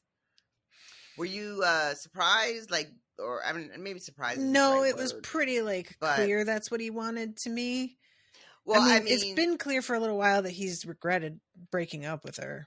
I think what my question is, the last episode we see Roy in Keely's apartment undressed, but we don't get any conversation about it because Rebecca has come over and we see Keely. Remember? So we don't really get to talk about it. And then this episode, it's them post that, whatever that was in her house. But we didn't know as an audience if they were like officially back together or like what that meant. So yeah, I guess I thought they might have touched on this conversation before they started fucking because they were outside in the public when they were speaking. So I guess what happened was that like they just started to make out right there on the stoop and then took it inside and there was no talking is what I imagine it must have been like, because I thought there must have been some combo. And the reaction that she has here feels to me like she's not going to take him back, which I respect, to be honest. Okay. Like, I want them to get back together. I like them together. But the way that he ran and like dropped her when she was succeeding and like moving on to something else, that's like a pretty tough thing to get past for me. You know, like this episode is like all about second chances. So maybe this is, you know, what's going to happen. But I think that I'm extra sensitive to that concept because she's a woman, and men being afraid of women who are successful or wanting to be the one that's more successful in a relationship is such a fucking thing. Yeah. That I judge Roy more harshly than maybe I should, because I'm attributing the fears that he's having to being rooted in misogyny. And it really isn't. It's like about him and his feelings of inadequacy, but also that's part of like the misogyny thing. So it's you know. So is there anything that you'd like to see from him that would make you feel better about them maybe ending up as a couple in game? I think if he was willing to court her instead of let's get back together and just be a thing again. If she were like, we can date, but we're going to have to start over and you're going to have to like win me again. Yeah. I feel like that I would be good with because like he really hurt her, man. And it was so selfish the whole way he handled it. I don't think you get to just be like, oh, this is why I did it. Let's go back. Like, why you did it, it's great you figured it out, but you know, yeah. Okay. All right, so Jamie, so he ends, with his mom. He's feeling a little bit better about himself. She basically tells him, your dad's a piece of shit. You can't live your whole life trying to make him the reason why you do anything. I can't get over the hairline too, because he's talking about some guy on Twitter kept calling it blonde. So we have to pick it up here because we're how we do. A little over 2, yeah. Let's jump to the game because I feel like we've talked about Jamie pretty well. Okay. And what happens at the game sort of wraps up his thing. He's walking out getting heckled like crazy. There's one guy in particular that I almost was like, is this the same guy that used the slur? But it's not. They're just zeroing in on another random dude. And it's getting to Jamie clearly. He's trying not to let it. But Man City, the players are fucking with him on the pitch and just giving him a hard time when they can. So he's having to kind of play defensively, even though he is the offensive player. And what's happening really in this game is Van Damme blowing everybody away. Unbelievable. Just it's so fun to watch. It was a lot of fun to watch this game. I not a big fan of the sport in general, but Van Damme was just fucking killing it. There was one sequence where it's 3 rapid saves, and I was like, if this was a real game, I'd be hyped. Yep, definitely.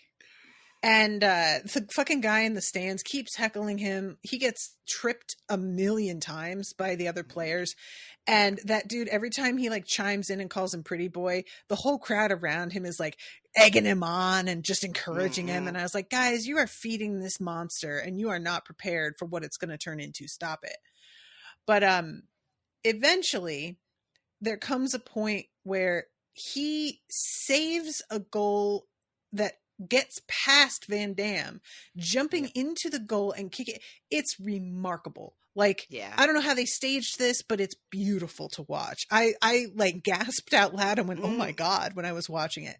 But he lands bad and fucks his ankle up. Yeah. And of course they're heckling him for going down and just calling him soft. So much of the team depends on him that him being fucked is a real problem for them. Yeah. And it's looking like maybe he's not going to be able to keep playing. He gets up and tries to walk it off, but then goes down again. And eventually Ted comes up and talks to him. And he sees Jamie looking around and is like, what are you looking for? And he says, my dad, I can't find him. It's driving me fucking crazy. And he says, all right, well, what would you say? I'd say, fuck you. And I'd say, thank you. And Ted says, well, if just trying to prove him wrong isn't enough, maybe it's time to forgive him. And Jamie says, well, that's not really something I am not going to give him that. It's not about giving it to him. Yeah, when you choose to do that, you're giving that to yourself. And Jamie has a moment of looking at him like a light bulb just went off. And Ted helps him to his feet enough that Jamie can play for a little bit longer. Yeah. And there's a whole thing where, go ahead. To sub him, once you put another player in, that's a wrap. Yeah. So while they're letting Jamie sit on the sidelines, Richmond is down a man, which is what's so remarkable about, because they're really taking a risk because they're down one guy. Man City has the advantage. So they're taking a huge risk with letting Jamie, take this time to maybe join the team again. And Ted makes that call, but it's a very, very risky proposition. Yeah. Yeah. So he goes back out there and fucking scores a goal. It's really something too.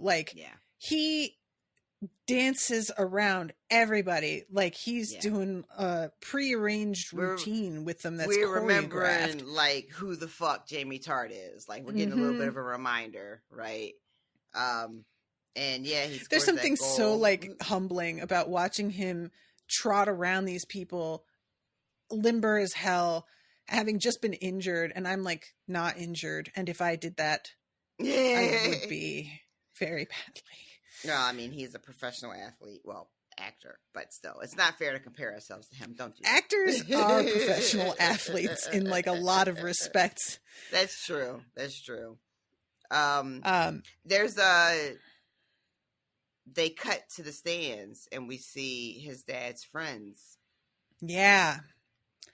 And they're drinking and saying that his dad would have been proud of him and clinking flasks. And I thought his dad was dead.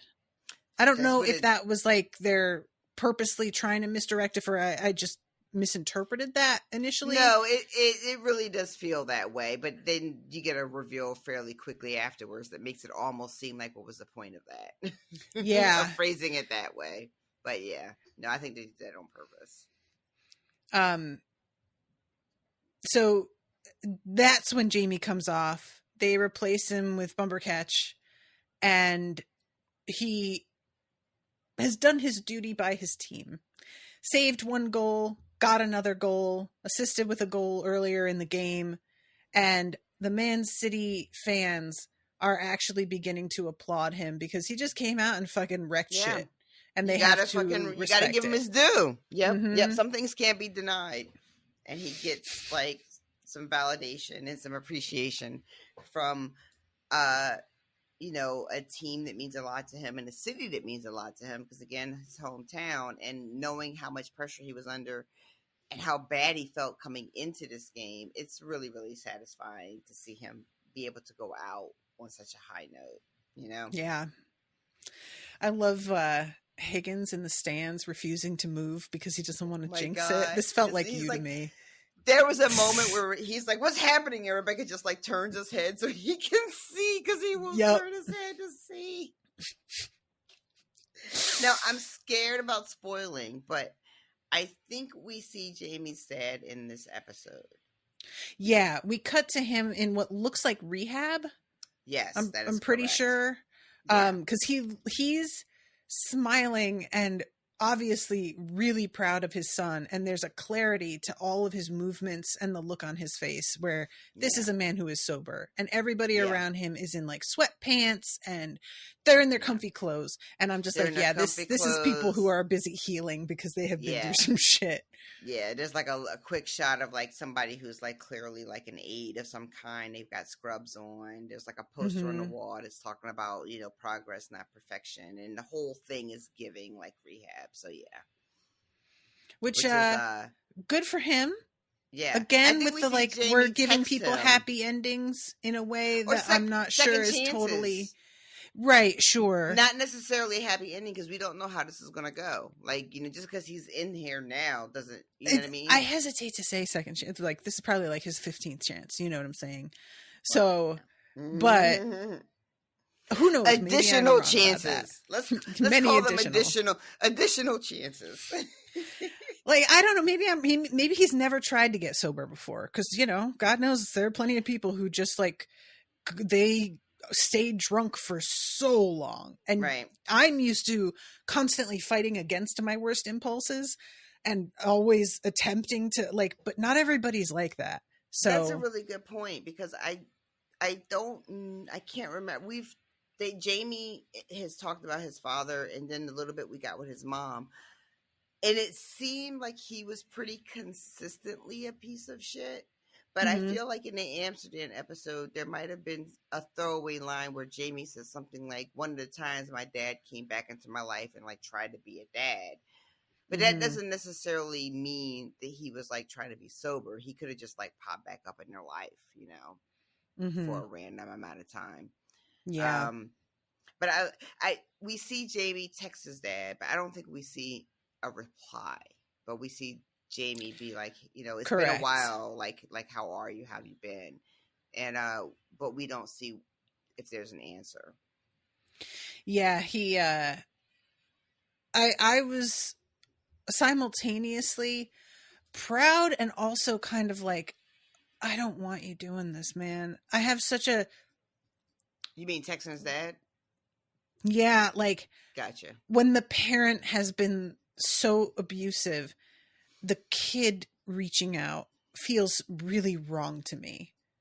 You It's the way know, of the it's world just like, sometimes. it's just not your responsibility as the child to start to like mend fences. I don't know, like his dad might not have his phone. I think in a lot of rehab, you can't have your phone, or you get it for like certain periods of the day. Yeah, I don't usually know. you can't have it at the beginning. Like usually there's like a period at the very beginning where you can't have it, and then you can get it back. But it Mhm. it depends. And we have no idea how long his father's been there, so we like don't know what the situation is. Yeah. Yeah, so I'll be interested to see the way his father reacts if he's like getting sober and is seemingly being supportive. I'm hoping that goes well. But I also feel very protective whenever somebody's been treated the way Jamie's been treated. The The impulse is to malice. be like, don't give them any chance. Yeah, like the malice behind how he was treated. That parents can fuck you up and mean well. And then there are parents who fuck you up because they never meant well. They didn't care. You know? And like, even if somewhere under that, they were trying here and there, some parents hit different. And I mean that in every sense. That's very And true. I just, when somebody is this kind of parent, patching things up and it being the kid who makes the first move on that front is tough for me to watch. I can say that maybe he's not making the first move since his father is in rehab already. You could consider that him making the first move. But And Jamie doesn't maybe know that. Sure, and he doesn't know that. And also, you know, maybe he could have let him know before he went in and apologized before he went in. Because if you're in rehab, you know you've got a problem. And I have to assume what happened between the two of them was part of what got him realizing how bad the God, problem was. Absolutely, we would hope. But that was over a So, year ago. yeah, like know? that's how that sort of thing can work though. Like it can be a moment of truth, but it takes a while for you to really accept that wasn't like a one-off. That's Yeah. your pattern. So That's I a just, hard if lesson. you know, so I really, I'm glad he's there, but I wish he would have reached out before he went in and been like, hey man, sorry about how I acted. I'm getting help. And Yeah. that would I have think been adult. I think there can be a thing where you don't want to do your apology tour at the beginning Mm, because you might flame out, you might bail after 2 yeah, days. So you go in and you want to wait and see how you do before you start your sort of amends, right? I mean, because sure. like your amends is, I don't know what the number is anymore. I don't remember the steps and how they, the way I used to, but amends is not the first 3 steps. There's like several steps you do Sure. before you get to your, you know what I mean? So there can Hmm. often be a sort of an idea of like, I want to just like get my shit together before I even tell anybody I'm trying to get my shit together because I failed so many times. I've been such a Sure. piece of shit so often. It's been a disappointment so often. I need to get my shit together first. But I also don't think there's ever an excuse to go a year without being in contact with your kids. I don't give a fuck how old they are or how much of this Yeah. shit. You know what I mean? So, Hmm. but we know that this guy has never really been there for Jamie, only ever wants free tickets when his son is in town. So Hmm. the idea that he probably doesn't keep in touch with him even before, you know? Sure. Yeah. Um, so I don't know. I like to think that this is a man who is like, I got to get my shit together before I try to face anybody. But it could also Yeah, be I very get that. much like, I don't want to face anybody because I've been such a piece of shit. I'm scared to face them until I'm got my shit together. It could, very easily be one or the other. Oh yeah. Well, that's what I'm saying is like doing it the other way would be adult. The way he's doing it, where it feels like he's afraid to face him, is understandable, but you have fucked up so many times so bad. The least you could do is man up to apologize. Yeah. And the fact that he That has would be not done that ideal. is difficult for me. Like the idea that you would just disappear out of your kid's life and be MIA for an extended period of time, whether that period of time is spent with you in the gutter or in rehab, I just don't think it's acceptable. Yeah. But, you know, I got my own shit with that. You know, I don't have any kids. But yeah, I just, you know, Ted says, when's the last time you heard from your dad? And it's literally hasn't been since Wembley. Yeah. You know, like that's not okay. So that's a wrap on things with Jamie. And we have the scene with Ted. I'm sorry. Go ahead. Quickly, Jamie's thing ends with, because he's hurt, they win this game. This is a big deal. This match is a big deal. It's not for the championship, but this is like one of the last games of the season. It's putting them in a position to win the championship. Correct, and yeah. Jamie's hurt. He can't go out and celebrate with the team. They're all going to do karaoke again. And he can't go because he's hurt. And Keely and Roy show up in the little like therapy room where he's soaking his ankle with like some bottles of champagne, and they're going to celebrate with him in that little room together. And there's a shot of Ted sort of like in the hallway. And after the Wembley game, well, there's two scenes. There was the very first season where Jamie does the extra pass and his dad comes into the room and like yells at him, and Ted sees that. And then there's the second season where Jamie is playing for Man City, and that whole thing happens in the locker room with his dad.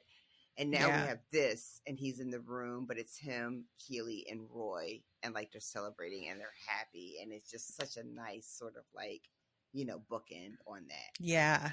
Yeah. I love them putting the bottle of champagne in the ice bucket where yeah. It's really good. Yeah, I love that. So let's see, we've talked about Ted's thing. Oh my God, there's a part during watching You've Got Mail where Sam and Rebecca have eye contact. Yeah. And I was just like, what are we doing, show? There's literally one episode left. Like, if they have the two of them just like get together, I don't know what I'm going to do, because it does not feel earned at this point. I have been rooting for them. They have a ton of chemistry, but there has been no forward movement. So for them to suddenly make it happen, they're going to really have to convince me. And I don't know how they're doing that. And also, really I'm still hung up on the dynamics of that. So I'm like, unless he leaves the team for a different team, I don't see dating him being an ethical choice. But also, what are ethics really? In this world, in this day and age, who's to say? You know, like, that's a pretty fine fucking man, and ethics can be flexible. Right? Like myself. What's up, Sam? Like my legs. Oh, shit. Yeah, I'm glad you mentioned that, because that was a really, like, very, very heavy moment where they glanced at each other. And, you know, you're right. There's only one episode left. So, I mean, if they're going to go for it, they're going to have to go all the way, it sounds like, to convince you that it's, like, earned. They're really going to have to do something. And I really want to know, also, what happened with that Dutch man? Girl, what if we never know? How sad would we all be? If we don't, I accept it. But it will be agony. Is there something that you'd like to see? Like, how would that go? I mean, they got one episode left, and we haven't seen him except that one time. How would this go? That would make it... Like, it's the opposite of how I feel about Sam. With Sam, they'd have to work hard to convince me. With the Dutch man, they could have her start the episode waking up in bed with him, and I would be completely fine with it. Bitch, what? I would just be like, thank you. Yes. Okay. What kind of double standard is this? Because one of them is a fantasy that I'm just like, just do it. Just go for it. And the other one's loaded with all this stuff. You know, it's got all this baggage with it. It's reality. Okay. So, so they could just if she woke up that between the two of them, though, that would be ideal. Can you imagine? That's a whole other show, and it is not on Apple TV. Girl, I took Pippin to the dog park today. He was repeatedly sodomized by another dog. It was going into his ass. Oh no! And Pip, in? Mm-hmm. And Pip was just like, "What the?" And eventually, Pip got on him, and he doesn't hump ever, but he was like, "Well, I guess this is what we're doing." So he gets out from under him and gets on top of him and starts humping him. And that dog shimmies over to another dog. So it was a 3-way where the middle dog is fucking the other one and Pippin's on top of him. It was the porniest thing I've ever seen. It was so many dog dicks. And they were having a fucking blast. They were going for it. And it was the most uncomfortable shit. And us owners were just standing there like, I would have had to get my dog and go home. I don't like any of that. We kept trying to pull them apart and they kept going back. Well, they loved it. Who doesn't love it? Who doesn't love it? Truly. Oh, man. That was really something. Max, the dog park. I kept thinking like, oh my God, Pip, are you okay? And he would like roll over and look at me with this big grin on his face. And I was like, oh, he's fine, I guess. Like, it was really, really funny. Mom, look at me. No hands. Oh, man. Anyway, he's over here passed out. Bless him. I guess he's very tired. He had a very busy day filled with He had a busy day. And that dog that was on the bottom was a huge Rottweiler. Pip was the smallest out of the 3 dogs. So him being on top was somehow like very funny. This has got some real BBK energy or BBC energy, I should say. And I'm really uncomfortable. I don't want to hear any more about this. God. The Rottweiler was the youngest, though. So he probably was the one who was like, I don't get you know, like he was too young to really understand until it was too late. This is so awesome. This is all so upsetting. I don't like this. Oh, God. Anyway, so how'd I get on this? Oh, right. Sam and the Dutchman. I'm going to write some fanfic about that. Clearly you need to. So, this episode ends with Rebecca's visitors at her house, which we touched on. There's really not a lot to get into because we don't get anything, you know. Mm-hmm. It's just like the doorbell rings and it's Bex asking if she can talk. She says, can we come in? We don't know who the we is. And then the door opens and it reveals that it's not just Bex, it's also Miss Cakes. And they want to ask Rebecca her advice. Yeah. And we don't get to follow any of that. They go in. Rebecca has a little bit of a smirk on her face. And you had some feelings and some thoughts the last episode. I sure did. This very thing. And now here we are. So I guess your feelings and thoughts are the same. You are hoping that these bitches get together and that they are going to just ruin Rupert, I imagine, is what you're hoping I'm for. trying to find the spot because, like, I thought that came after she talks to Ted. But the moment with Ted is the last moment of the episode. Yeah. So when did they show Rebecca at her house? Rebecca happens right before Ted wakes up and finds a note from his mom. It's like okay. 6. My timestamp. Gotcha. 6. All right, I got it. Yeah, this was a weird, like, just the first, she can only see Bex, and the fact that Bex is here at all, I was genuinely like, is this a trick? Like, what? And then she says, can we come in? And Miss Cake steps in from off screen. And then I was like, is this going to be like First Wives Club, except we're all first wives of the same guy? Except they're not, but you know what I'm saying. Right. It feels like we're setting up to have a revenge, but I feel like the energy isn't there for that. Bex doesn't seem angry. Doesn't have that that. Yeah, I know exactly what you mean. It doesn't have that sort of like, we can't wait to get this motherfucker kind of thing. But what else? This is could almost it be? like, are we having a support group? All of us have been victimized by this like power hungry madman with a wandering dick syndrome, and now we need to talk it out. I don't know how receptive Rebecca would be to that. The question becomes, what really could they be asking of Rebecca, right? So we don't know a lot. We know Rupert was married before he met Rebecca. We know he married Rebecca after cheating on his wife.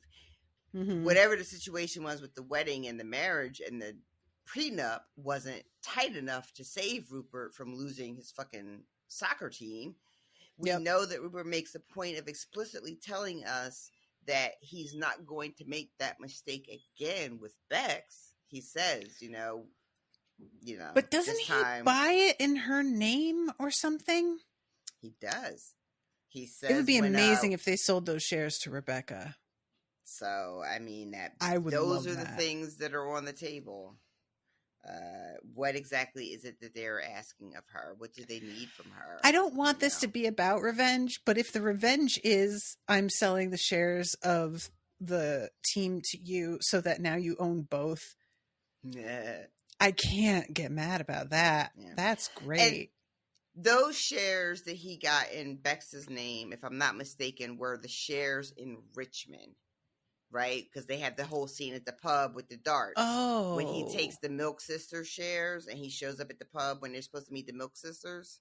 So that would mean that she'd own the whole thing outright. So he gave Rebecca those shares back.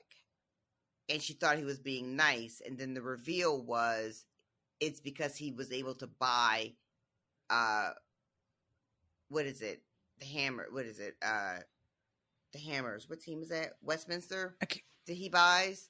Do not remember. I'm sorry. Right. So he doesn't have what he did for Richmond was use Beck's name because he wasn't allowed to own the team because of the divorce with Rebecca. But the team he owns now, which is the team that Nate was coaching for, I don't think it's under that same agreement. You know what I mean? Like, I think he was able to buy that team outright. But, I mean, Bex has a kid with Rupert. And that shit will change a prenup. I mean, according to the Shade Room, at least. I don't know for sure. I've never been rich. I don't have a prenup. But from what I understand, you can have a prenup. But if you have some babies, that changes shit. So, I don't know. I just love that the Shade Room is like part of where we're sourcing our information. I had to unfollow them because I learned a little bit about actually the person that's behind the Shade Room, and I didn't know that. And I was like, I don't know how I didn't know that. So I had to. Okay, what's the deal? We can't do it here. Let's wrap this shit up and then I'll tell you about that another time. Because I've been like long suspecting that it's somebody white, and I don't know if that's true, but there's been like some feelings of misuse of AAVE occasionally that I'm like, that's not how that should go. Yeah, I don't want to say too much because I don't know how right I am, but some of the stuff I've been hearing is not so much that there's a black woman behind it. I think she's actually might be African, but the what people are suggesting is the money that was behind her, and that also that they were really instrumental in flooding a lot of like stories that lent themselves to sort of disaffecting black people from the political process and like sowing all kinds of just like got real messy. And I had never really liked them. Like I followed them for like the giggles and shit, right? But just like some of the shit that's been happening lately is just like really nasty, really toxic, and just like not no good. It's no good. But anyway, well, that's fair. So but yeah, that's all we get is just Rebecca letting them into her house. We don't get anything else after that, you know, them showing up. And then it cuts to Ted waking up, and there's bread that his mom baked and a little note from him. Thank you. Yeah, sunflower seed bread. Yeah, which sounds awful to me. I don't like right? seeds. Same. Like, I don't like. I don't mind seeds, but she's not calling it like banana bread with sunflower seeds in it. She's calling it like sunflower seed bread, and I think that's what's kind of hanging me up. Yeah. Yeah. Just kind of, well, that's not, it's almost like peanut butter bread or something. Like, it sounds thick and heavy and not in a way that I would enjoy. Sometimes not like those I'm here dicks for... we were just talking about at the park. I thought that you were going to say not like those dicks in your fanfic, but no, you had to say at the park. So you're talking specifically about dog dick. And I really am angry at you right now. I mean, you brought it up. You made me listen to a lot of dog dick content. And I just feel could have gone into so much more detail, Rashawn. Those shits are so shiny. I don't want to hear about it. Do you know that dog dicks have a bone, like an actual bone in them to keep them like... I did know that. And they have a sheath so that when it comes up, people talk about it looking like lipstick. I was aware of that. The wettest. Like, if they get a boner and they're on the couch, they leave a spot. I am an unwilling. Look, I'm just getting back at you. Conversation. You brought it back up, and so this is what you get every single time that you bring it back up. I am going to tell you more about the smegma issues that are very real. I need an adult. I don't feel safe. All right, let's wrap this up because I got to go to the bathroom. All right, everybody. Well, I don't have any new patrons this week, which is really tragic. So, I mean, all this dog dick content we have. I mean, come on, guys. This is gold here. I did post the unsober like playlist. So if you become a $5 and up patron, you'll get access to that. I had somebody the other day who was like, I am having the worst day, and having this to listen to is the only thing that is getting me through. Aww. So thank you so much for this. So yeah, if you guys are interested in some extra content, it's a combo of me giving you bonus content, but also trying to lure you into an even higher tier, because Unsober is a blast. It's like every time we have to record an Unsober, me and Rashawn are kind of like, oh boy, I wish I was off tonight instead of doing this. A lot of the time, I'm just going to be straight up with you guys. And then about half an hour in, I'm always just like, fun. This is delightful. Why do I resist this? I always have a good time. So the one that's coming up next is going to be about phone games. Since we had a whole chat about that when we were discussing the Unspoiled Commune. We will have to do a Commune part 2, but we will. I'll wait for that for a little while. And I also am inviting anybody who's got ideas for like kind of spooky topics for October. We did Ghost the movie. We did Ghosts the Spirits. We have done The Exorcist. We have done cryptids.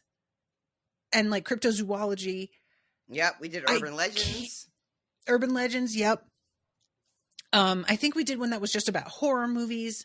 And I put a few of those on the playlist since it's spooky season. I thought it would be appropriate. But I'm trying to think of some other stuff, and I don't need to plan those until October, but I try to do it at the start of the month. So I like to think ahead. I say I don't fucking like to think ahead. I don't know why I'm lying to y'all's faces. You know I don't. I'm always last minute. Know. I'm trying to be better. I'm trying to become the kind of, it's like I'm talking it into reality. I'm so sorry. Rashawn has to pee so bad. Thank you guys so much. We love you. Until next time. Toodaloo, motherfuckers. Bye, guys. No, my hands won't be tied down, and I will not lay them down, 'cause I can finally see the truth. So simple but so clear, accepting the ocean's depths were out of reach for me and you. If you're coming up for air, breathing in, you know I'll be there when you first begin. And when everybody's telling us we have no time, we'll prove them wrong. That was an Unspoiled Network podcast.